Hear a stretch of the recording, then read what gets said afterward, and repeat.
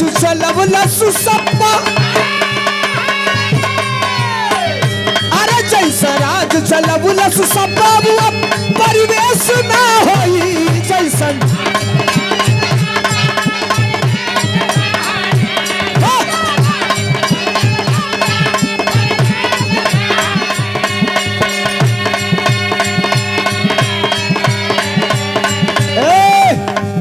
जो लोग खड़े हैं और जो लोग बैठे हैं, एक निवेदन कर रहा हूं, भारत की राजनीति में एक नेता केवल ऐसा है, एक वर्तमान परिवेश में, जिस नेता के सफेद कुर्ते पर अगर कोई दाग नहीं है, कोई स्क्रैच नहीं है, तो उस नेता का नाम अखिलेश यादव है, पार्टी का नाम समाजवादी पार्टी है। तालियां जोरदार होनी चाहिए अगर बैठे हैं तो।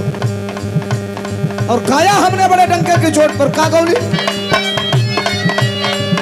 अरे जैसा राज चलबुलस सबाबुआ परिवेश ना होई त नेता। ए लागी सही बोलता ई सोलंकी तक ताली हमरे खाती ना, अखिलेश यादव की खाती जोरदार। कौने बात पर? अरे जैसा राज चलबुलस सबाबुआ परिवेश ना होई त नेता के तनो केहू बनी, लेकिन अखिलेश ना होई नेता के तनो केहू।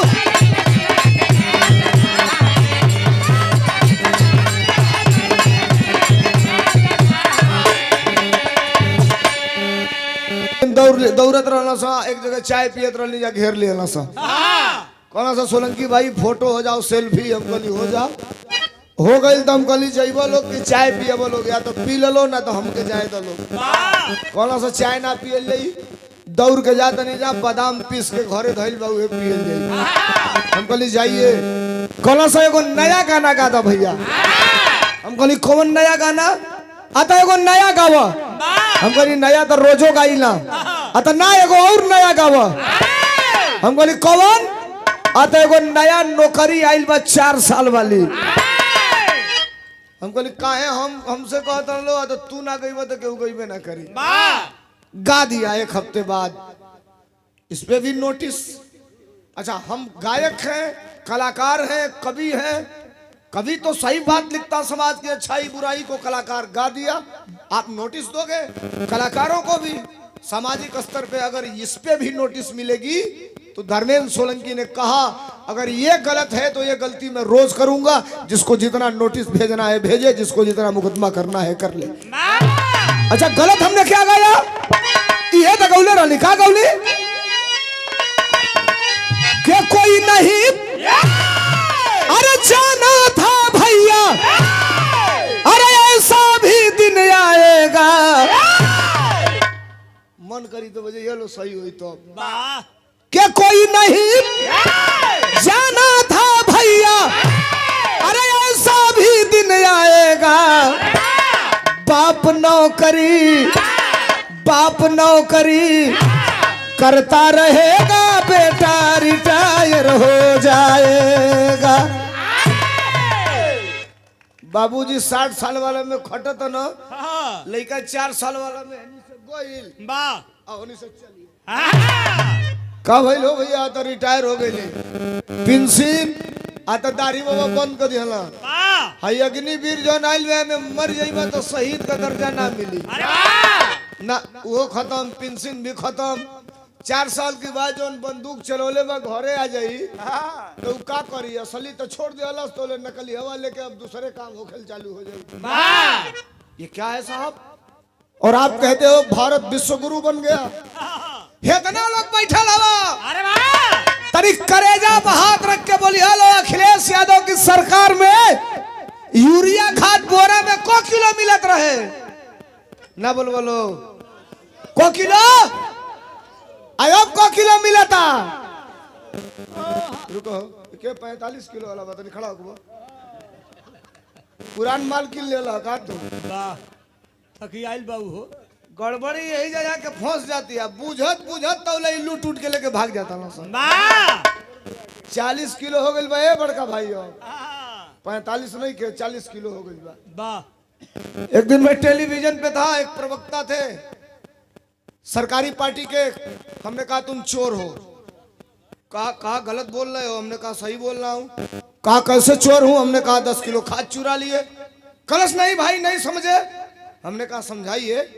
तो कहा कि वजन ज्यादा था, कपार पर 50 किलो का बोझा ढेर होत रहा तो 10 किलो निकाल के हल्लुक को दे ले जा, 40 किलो को दे ले जा। अरे वाह हम कहे ठीक बात 40 किलो तो कह दिया। खदिया 10 किलो निकाल दिया पहुना तो 10 किलो खदिया का दमो तो कम कर दिले रहता तो समझते कि हाँ 10 किलो हल्लुका दिले वाला। खदिया का दमो कम भइल, बोल जाओ कम भइल। सवाल ये नहीं है साहब, सवाल ये है आपको नहीं पता है। आप कहेंगे कि ये क्या बोल रहा। अच्छा कई लोग कहते हैं ये सोलंकिया अंड बंड बोला था, ये हम अंड बंड बोला था नहीं।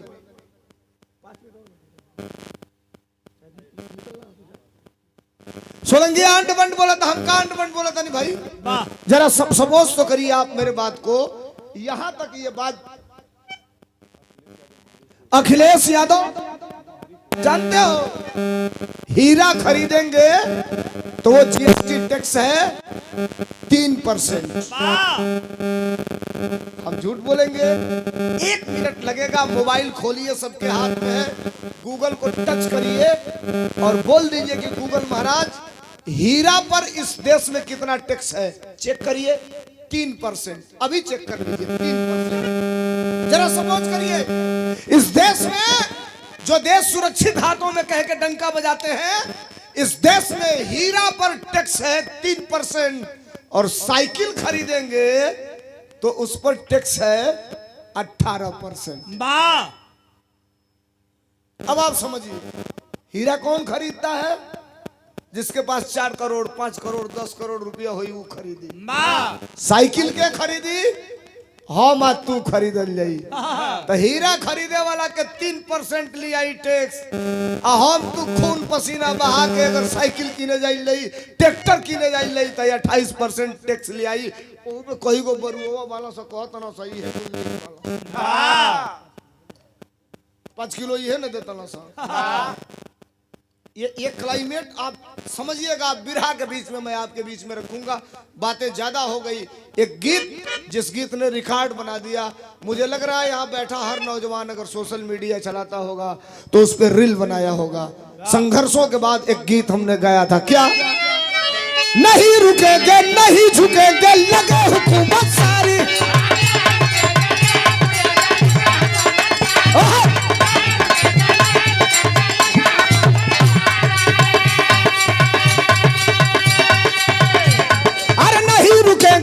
झुकेंगे लगे हुकूमत सारी, नहीं रुकेंगे नहीं झुकेंगे लगे हुकूमत सारी।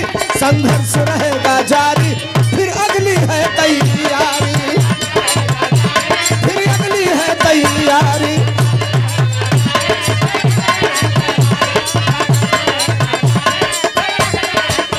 और अंतिम गीत अगर बात भी रहा, अंतिम गीत उपचुनाव में एगो एजा खेला हो गई। एगो बात बड़ा तेज दुनिया में फैलल, घोसी का लोग उपचुनाव में 2 चीज तो लोग दिया लोग। एक तो पूरे भारत को आप लोगों ने नवरत्न लाल दे दिया, घोसी के लोगों ने ही दिया। अब ये सोशल मीडिया चल रहा है, मैं बहुत कुछ तो नहीं कहना चाहता, लेकिन लखनऊ में लाया तो हम लोगों ने था, लेकिन घोसी में आकर के वो इंटरनेशनल हो गया। और दूसरा हमनों को चुनाव में रहली जा, पियर का चच्चा एक दिन घोसी में बोलना कि हीरे का बुद्धि 12 बजे की बात खुले ले। ए भाई फेसबुक पर पूरा चले लगल। तौले कौन गांव भाई सटले घोसिया की सटले हो काजन कौन गांव बैगो 8 बजे हमनों का 9 बजे गली जा वोट मांगे तौले पियर को काका चले गए। आ 2 दिन पहले के बोल रहा कि हीरे का बुद्धि 12 बजे खुले ले, तो घेरना से 15-20 गो लड़का कहना से काका बुधिया तो खुली हमनी के 12 बजे। अबे बजे तो 9:30 कह तो बिना बुधिया वाला कम कह दिए हमनी को काहे के रुको सड़क लेना वजह से। ये 100 रुपयों का पुरस्कार अजय यादव विजय यादव के भाई। हुकूमत किसी के हाथ में हो, सत्ता कोई चलाए साथियों, आप गौरवशाली हो। फक्र से मैं कहता हूं इस बात को। क्या? अरे भले ही सत्ता कोई संभाले इस